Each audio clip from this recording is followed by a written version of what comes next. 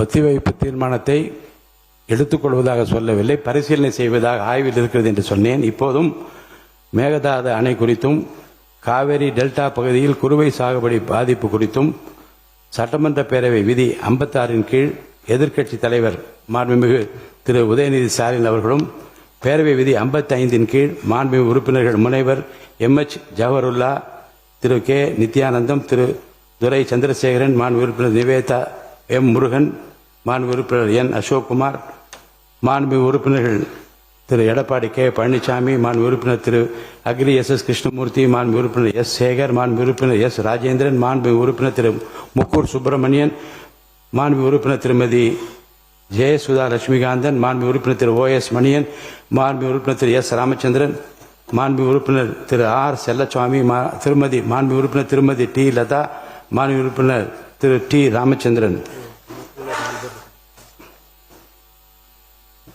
மாண்பு உறுப்பினர் முனைவர் சௌமியா அன்புமணி, மாண்பு உறுப்பினர் திரு கணேஷ்குமார், மாண்பு உறுப்பினர் வைத்தியலிங்கம், மாண்பு உறுப்பினர் திரு சிவகுமார்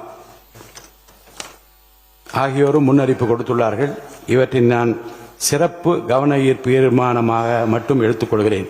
கட்சிக்கு ஒரு வீதம் மாண்பு உறுப்பினர்கள் இப்பொருள் குறித்து சுருக்கமாக கூறி அரசின் கவனத்தை ஈர்க்கலாம். மாண்புமிகு எதிர்க்கட்சி தலைவர் அவர்கள்.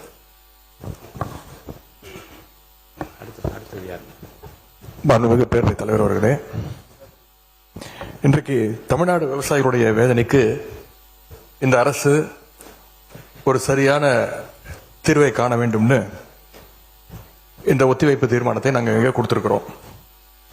இந்த ஒத்திவைப்பு தீர்மானத்தை கொண்டுவதற்கு 4 முக்கிய காரணங்கள் இருக்கின்றது. முதல் காரணம், மேகதாது அணை கற்ற கர்நாடக அரசை தடுக்க இந்த அரசு என்ன நடவடிக்கை எடுத்திருக்கிறது என்று இந்த அவைக்கு நீங்கள் தெரிவிக்க வேண்டும். இரண்டாவது காரணம், முழு பயிர்க்கடன் தள்ளுபடின்னு நீங்க தேர்தலின் போது வாக்குறுதி கொடுத்துவிட்டு இன்றைக்கு ஆட்சிக்கு வந்துவிட்டு அரைகுறை தள்ளுபடி மட்டும் செய்வது ஏன்? மூன்றாவது காரணம், காவிரியில் தண்ணீர் வராத காரணத்தினால குறுவை சாகுபடி இன்னைக்கு மொத்தமாக இல்லாம போயிடுச்சு. இதற்கு தகுந்த நிவாரண தொகையை எப்பொழுது இந்த அரசு விவசாயிகளுக்கு கொடுக்க போகின்றது? நான்காவது காரணம், டெல்டா மாவட்டங்களை வறட்சி பாதிக்கப்பட்ட மாவட்டங்களாக அறிவித்து அங்க இருக்கக்கூடிய விவசாயிகளுக்கு உரிய நிவாரணத்தை இந்த அரசு கொடுக்க வேண்டும். முதல்ல மேகதாது பிரச்சனையில இருந்து என்னுடைய உரையை நான் துவங்குகின்றேன். தாவேக அரசு அமைஞ்சதிலிருந்து மேகதாது அணை கட்டுறதில் இதுவரை காட்டாத ஒரு வேகத்தையும் தீவிரத்தையும் இன்றைக்கு கர்நாடக அரசு காட்டி வருகின்றது. மேகதாது விஷயத்துல ஒரு முறை மட்டும் பிரதமர் கிட்ட நம்முடைய முதலமைச்சர் அவர்கள் கோரிக்கை வச்சாரு. அடுத்து மேகதாது பிரச்சனையில இருந்து இந்த பேரவையில ஜூன் 19ஆம் தேதி அன்னைக்கு இந்த அரசு ஒரு தீர்மானத்தையும் கொண்டு வந்தது. ஆனா அந்த தீர்மானம் மட்டும் நிறைவேற்றினா போதாது, அனைத்து கட்சி தலைவர்களோடு சேர்ந்து டெல்லிக்கு செல்ல வேண்டும் என்று எங்களுடைய கழக தலைவர்கள் சொன்ன ஆலோசனையும் நான் இந்த அவையிலே பதிய வைத்திருக்கின்றேன். அப்பொழுதுதான் நாம் அனைவரும் இந்த விஷயத்தில் ஒற்றுமையாக இருக்கிறோம் என்பதையும் நாம் அவர்களுக்கு சொல்ல முடியும். இந்த இடைப்பட்ட காலத்தில் நாங்கள் சொன்னதையும் இந்த அரசு செய்யவில்லை.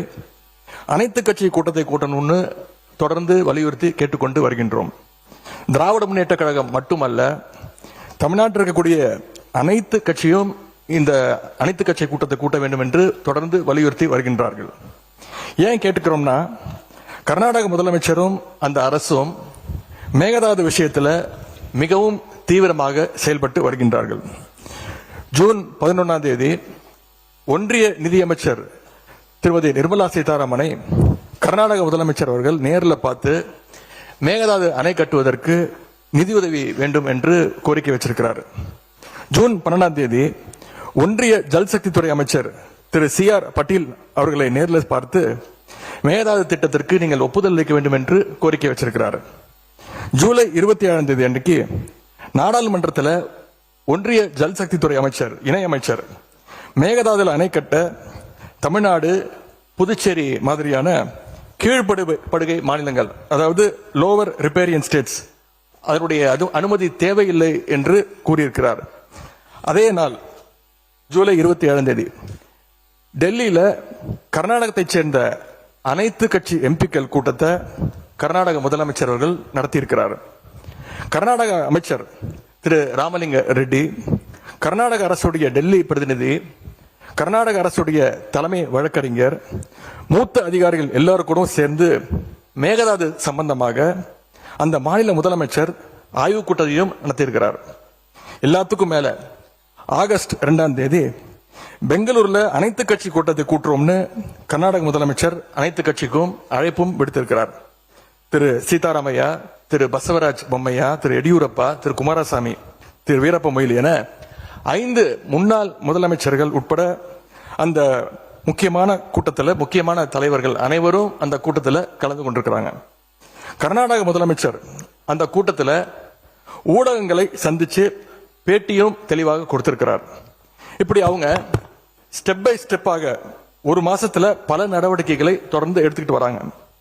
மாநில நலன் அப்படின்னு வந்தா அவங்க எப்படி அரசியல் வேறுபாடுகள் எல்லாம் பார்க்காம கடந்து மறந்து ஓரணியில் நிற்கிறாங்களோ அதே போல நாமளும் நம்முடைய ஒற்றுமையை கர்நாடக அரசுக்கும் ஒன்றிய அரசும் காட்ட வேண்டும் அப்படின்னு தான் நாங்க அனைத்து கட்சி கூட்டத்தை தொடர்ந்து கூட்ட வேண்டும் என்று எங்களுடைய கோரிக்கையை வச்சிருக்கிறோம்.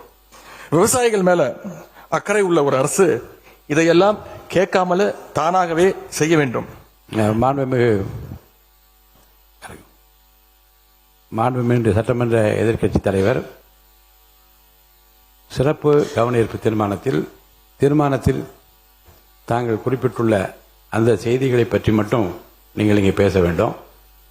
விரிவாக விளக்கமாக பேசுவதற்கு மானிய கோரிக்கைகள் வருகிற போது நீங்கள் பேசிக்கொள்ளலாம். இப்போது உங்களுடைய கடிதத்தில் குறிப்பிட்டுள்ள எந்த விதியின் கீழ் நீங்கள் கொடுத்தீர்களோ அதை நான் மாற்றி சிறப்பு கவன ஈர்ப்பு தீர்மானமாக எடுத்துக்கொண்டிருக்கிறேன்.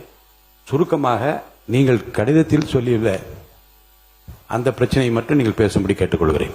ஏன் அனைத்து கட்சி கூட்டத்தை கூட்ட மறுக்கிறீர்கள் என்பதுதான் சிம்பிளாக நான் கேட்கக்கூடிய கேள்வி.